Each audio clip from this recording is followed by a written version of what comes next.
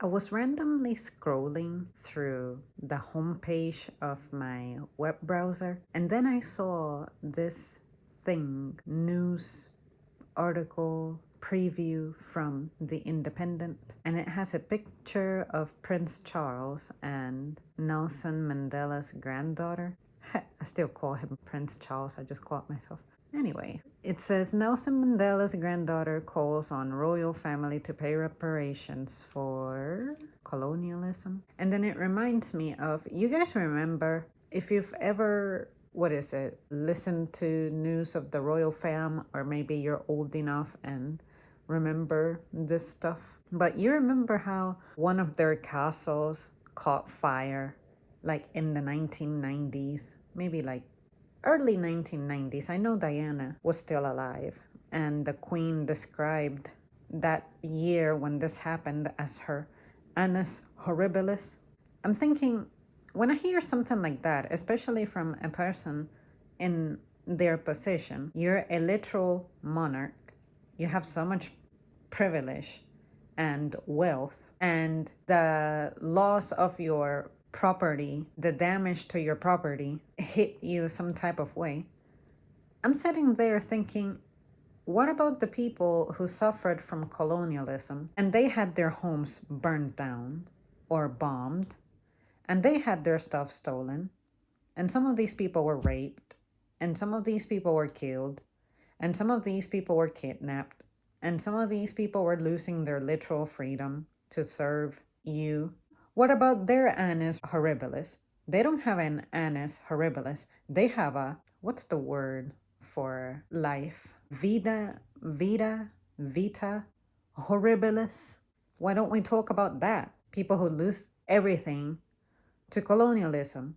But here we are listening to the people who inherited or are descendants or even continue to perpetuate colonialism. Somehow we're supposed to feel empathy for them when they lose a little bit, a tiny bit of their stuff. Even if the stuff that you lost in your castle was like unique, special memories, etc., like we all do, we all have sentimental things that we hold on to and it hurts when we lose them. Maybe where was your empathy when you were plowing your way through other people's homes, messing their shit up?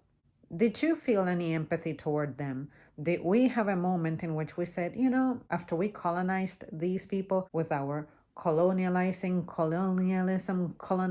ways, how about if we take a second to actually mourn along with them our terrible acts or something? I don't know, anything at all remotely resembling that you acknowledge the suffering and the losses that these people incurred. When was that done? When did that happen? Your annus horribilis versus people's life horribilis, it has zero comparison. I don't know why seeing that preview to that article created that opinion in me, but I thought I would share that with you guys because I thought that it stood out to me. I'm even surprised that I remember that. I think it's because on YouTube videos, some people reference that a lot. The ones when I was listening to Royal Commentary when the whole Queen stuff was going on last year, and some people were like, well, her annus horribilis. They did a whole recap of her history, so even if you were trying to avoid the news of the royal family, somehow you were going to hear something on the radio or on the news and someone was referencing that, and then it reminded me of it all over. So yeah, I thought I would put that out there and see what you guys have to say.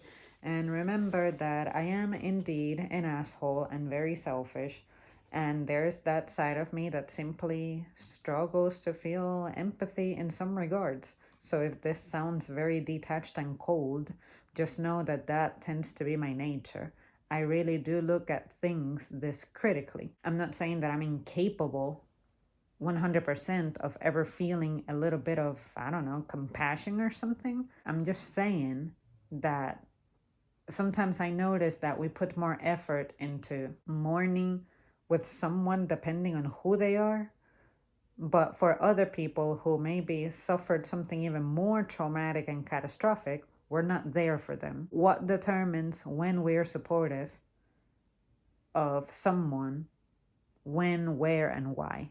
That's all. Before I go completely, I get the feeling one of you is going to say something about whataboutism is the real problem here. And I'm like, whataboutism, at least in my case, the only time I recur to it is when I'm trying to be critically analytical. Give yourself an opportunity to look at it that way, engage with it. What do you see? What do you think? What do you feel? Engage in an extension of the whataboutism. Just try. Well, there you guys have it. Thanks so much for tuning in. Let me know your thoughts, and I'll see you soon.